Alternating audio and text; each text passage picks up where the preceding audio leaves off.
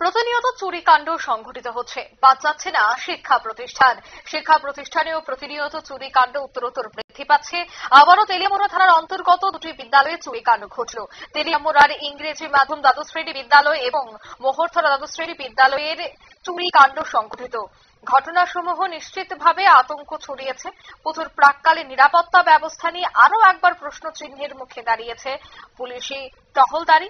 এদিকে চুরির ঘটনা সম্পর্কে সংবাদ মাধ্যমের মুখোমুখি হয়ে প্রতিক্রিয়া দিতে গিয়ে তেলিয়ামুড়া ইংরেজি মাধ্যম বিদ্যালয়ের শিক্ষক বিক্রম দেবনাথ জানিয়েছেন যে অন্যান্য দিনের মতো আজকে যখন তিনি বিদ্যালয়ে চতুর্থ শ্রেণীর জনৈক কর্মী বিদ্যালয়ে খুলতে আসেন তখন তিনি বুঝতে পারেন যে চুরি হয়েছে।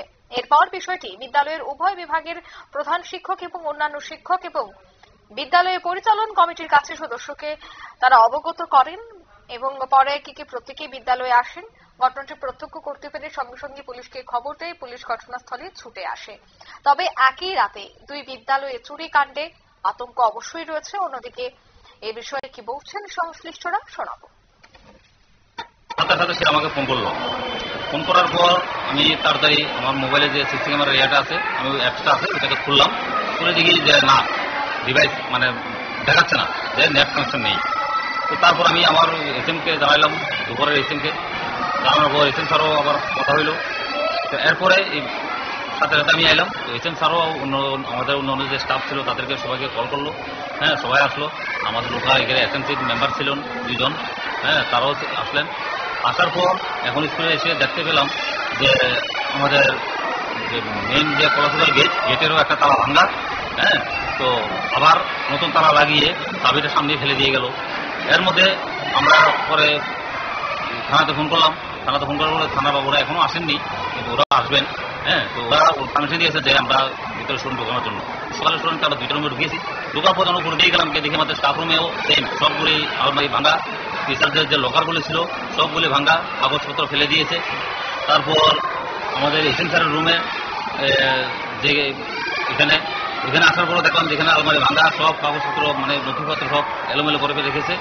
তারপর আমাদের যে সিসি ক্যামেরার যে হার্ড ডিস্কটা, হ্যাঁ, মেন যে বক্সটা ওইটাই নিয়ে গেল।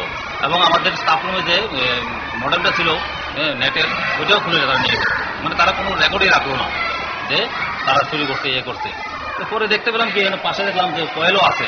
হ্যাঁ, তো গতদিন বৃষ্টি ছিল, যদি এটা আগের কয়েল থাকতো তাহলে যে ভিজা থাকতো, দেখা যায় শুকনা কয়েল। তো এতে বোঝা গেল যে রাত্রে তারা কয়েল টয়েল সব নিয়ে তারা এখানে এসছে।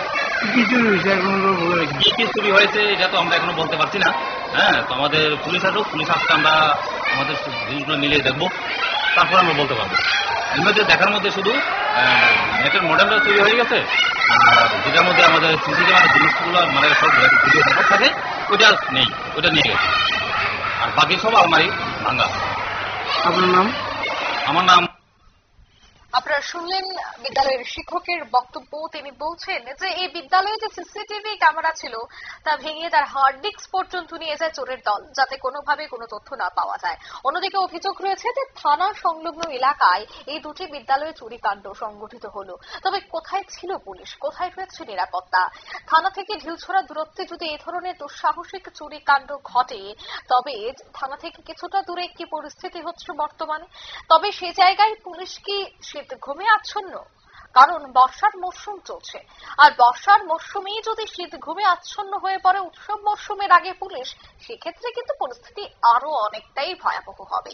তাই পুলিশকে সজাগ হয়ে এবং এই যারা চোর চক্র রয়েছে তাদের প্রত্যেককেই গ্রেফতার করতে হবে, সেই দাবি তুলছে শুভবুদ্ধি সম্পন্ন মহল। নিয়ে নিচ্ছি ছোট্ট একটি বিজ্ঞাপন বিরতি, সঙ্গে থাকুন।